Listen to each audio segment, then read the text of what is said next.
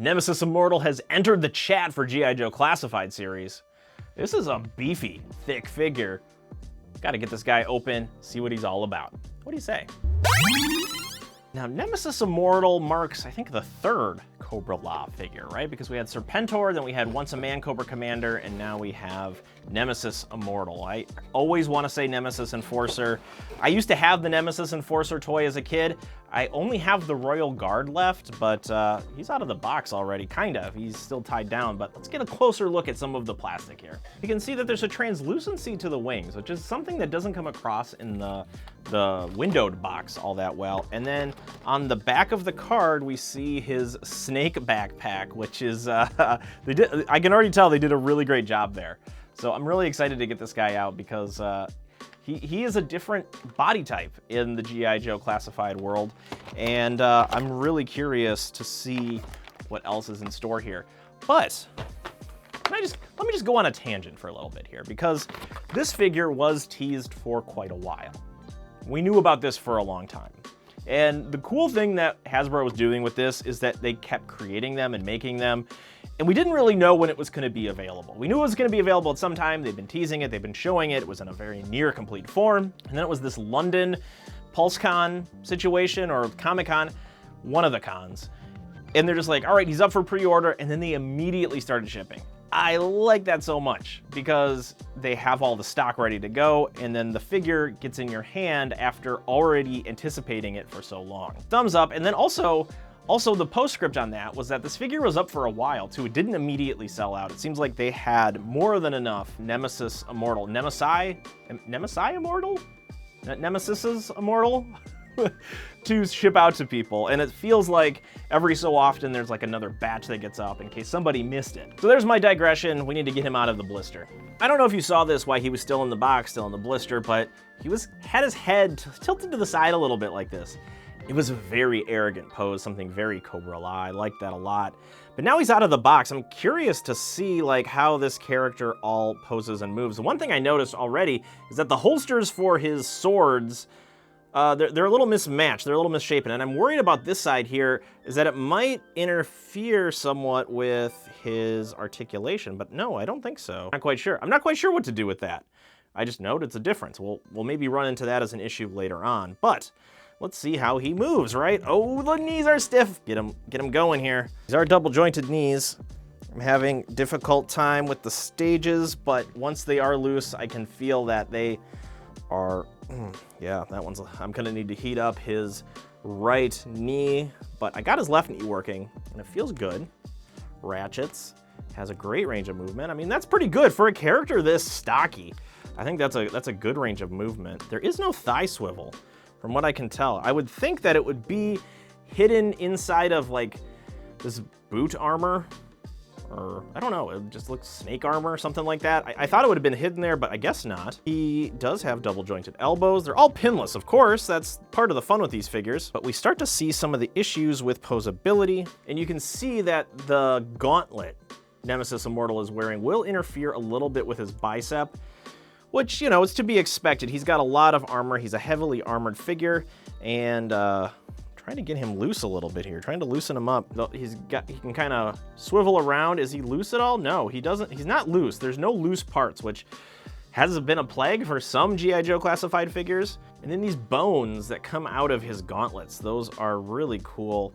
They give a lot of dynamic evilness to this character here. You really get a sense that he is a bad guy for sure. There's like a monster element here, which is great because in the later lines of G.I. Joe Real American Hero, you know there were just some crazy monsters, and the fact that they're kind of getting the template down here for Nemesis Immortal is great. I cannot wait to see what those crazy creatures look like in the future. But we're focusing on Nemesis Immortal here. And by the way, if you know why we went from Nemesis Enforcer to Nemesis Immortal, other than like legal reasons, I'm sure that they created some in-universe reason, please let me know. Leave it in the comment section. I'd be really curious to know. Great, we have our figure here, but he comes with some bunch of accessories. So I think let's get the different head on there, because this is a very classic look. I want the more classified look, because I like when they push the designs of these a little further. So I'm gonna take the head off and I'm gonna put the other head on. It's a little more armored. Let's do that.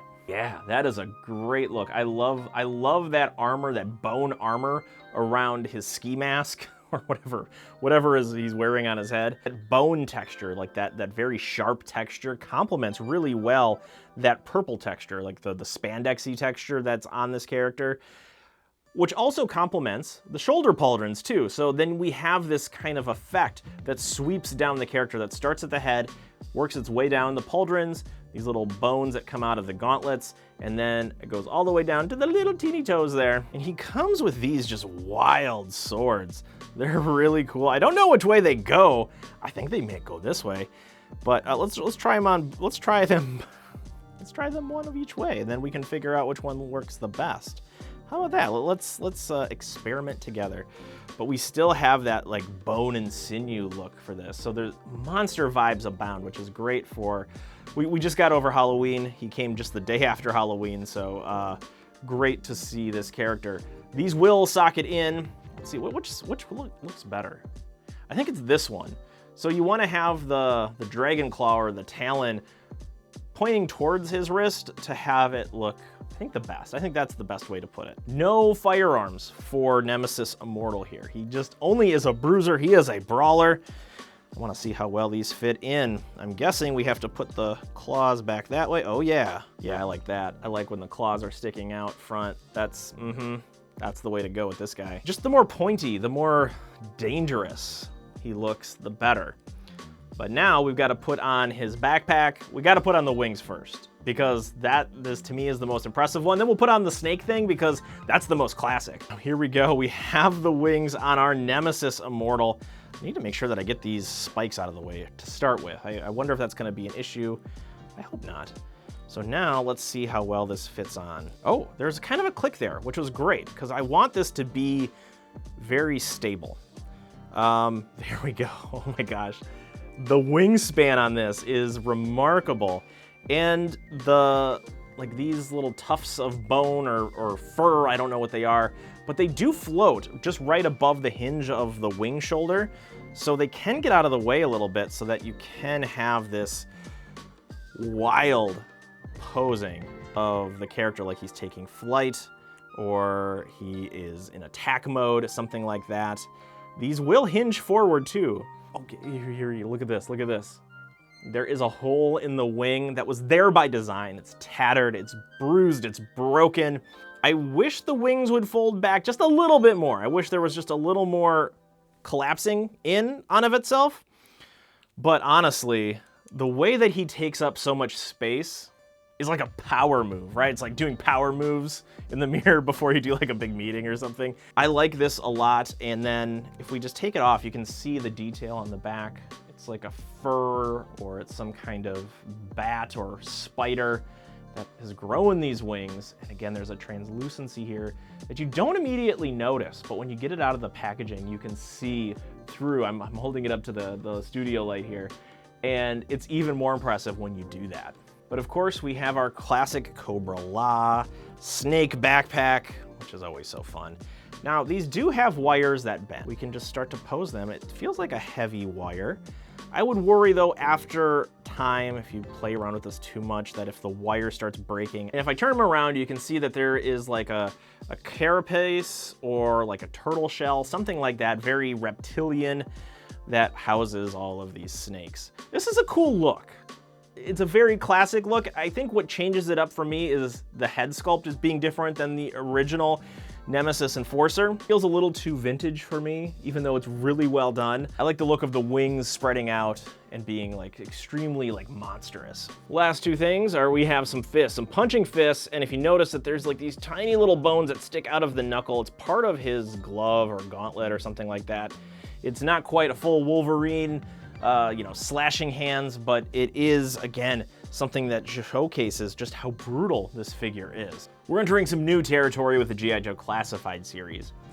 There be monsters now. Not only did this introduction to the monstrous side of G.I. Joe Classified go really well, it showcases a lot of the attention to detail and like really care and consideration that the team at G.I. Joe puts into not only making these characters that we've known for so long, so many decades, feel familiar, but pushes them in a new direction so that it feels new, it feels fresh, that we're not just collecting the same things that we did 30, 40 years ago. And if we get a really close look, you can see some of the dry brushing techniques that are on these pauldrons, on the head, and then on the back, we see that with this tarantula winged creature thing. And if I saw a character like Nemesis Immortal sitting on a store shelf as a kid, it would just absolutely blow my mind how cool he looked. Now for comparison's sake, here he is next to movie Snake Eyes, which here, I mean, you can see the vast difference in the shape and stature of this line. That's what makes it so cool, is that we have characters that are ninja-like, very nimble, and we have these characters who were just all about brutality, physicality, and a little bit of scariness. But what about a bigger character within the G.I. Joe Classified series? Because there are some, Big Boa being one of the taller figures, and if you look, he's not that much taller. In fact, they might know, I mean, Nemesis Immortal is a little bit taller, but this is a bigger figure overall. While Big Boa is muscular, this is definitely the more imposing figure. This just diversifies the line so extremely well, and it's gonna look great next to Serpentor over there as a protector. This figure doesn't have the best articulation. It's not gonna be the most nimble figure, but hopefully you figured that out just by the size of him. So while you can forgive some of the limited articulation, what you have to take notice of is the stature, the size, and the imposing brutality, viciousness that comes across in Nemesis Immortal. The figure that I got, I'm gonna need to heat him up a little bit, which it's starting to get a little colder, so maybe that's part of the issue, but ultimately I am super impressed with Nemesis Immortal here.